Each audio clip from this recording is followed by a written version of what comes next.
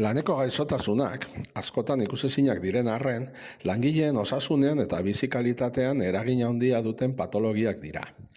Gaixotasun hauek lan inguruneko esposizio zehatzekin lotuta daude, eta Espainiako ordenamendu juridikoak modu ofizialean aitortzen ditu.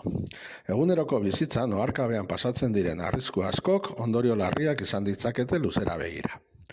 Arrisku kimikoek eragindako gaixotasunak oso ohikoak dira hainbat industriatan.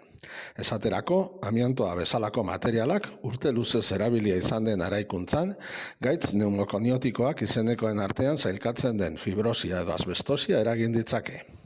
Gaixotasun hauek biriketan metatzen diren partikula solidoen ondorioz sortzen dira, eta iragankorrak ez diren kalteak eragin ditzakete. Beste kasu ezagun bat silikosia da, harrobigintzan eta zeramikagintzan ohikoa dena.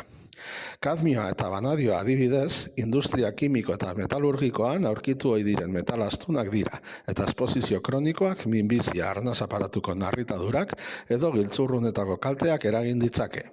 Horrelako kasuak Espainiako lan gaixotasunen zerrenda ofizialean jasota daude.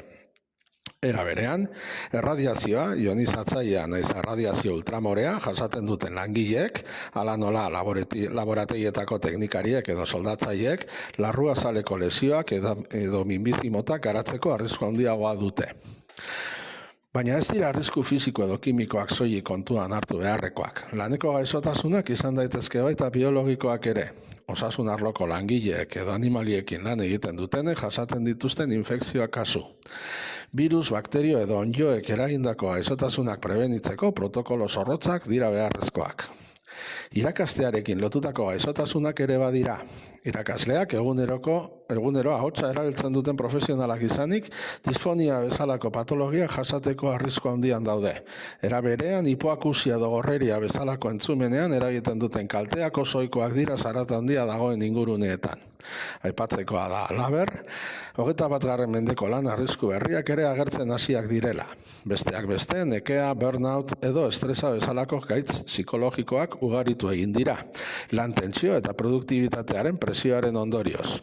Langiro estresagarriak teknologia berrian erabilera jarraia, adibidez wifi bidezko konektagarritasun etengabea, eta deskonexio faltak langileen osasun mentala arriskuan jar ditzakete.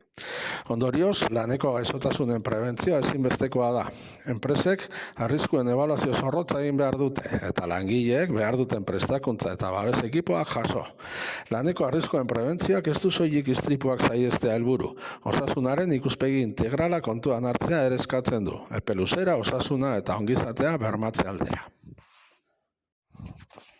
Honen bestez, laneko gaixotasunek eskatzen dutena da kontzientziazio handia egotea.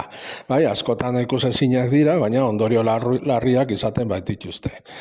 Bestalde batetik, ikerketa sustatzea ere oinarrizkoa da, lan inguruneen eta gaixotasunen arteko loturak hobetu ulertzeko ikerketa gehiago egin behar da, eta hori sustatu behar da, eta bestetik legedia eguneratu behar da. Azken batean, egunero gaixotasun berriak azaltzen ari dira, eta hori nola aurre egin ere, ikasten joan behar da, bai.